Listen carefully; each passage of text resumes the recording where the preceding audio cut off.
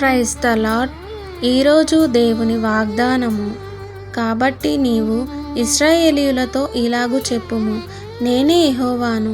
నేను ఐగుప్తీయులు మోయించు బరువుల క్రింద నుండి మిమ్మును వెలుపలికి రప్పించి వారి దాసత్వములో నుండి మిమ్మును విడిపించి నా బాహువు చాపి గొప్ప తీర్పులు తీర్చి మిమ్మును విడిపించెదను. నిర్గమకాండము 6వ అధ్యాయము 6వ వచనము.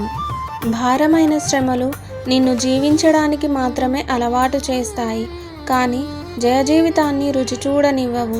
నీ ఆనందాన్ని, ఆర్థిక స్థితిని, ఆరోగ్యాన్ని అణచివేస్తున్న తరతరాల భారాలను దేవుడు చూస్తున్నాడు. ఆయన స్పందన అత్యంత స్పష్టం. నేను యెహోవాను, నేనే విడిపించెదను.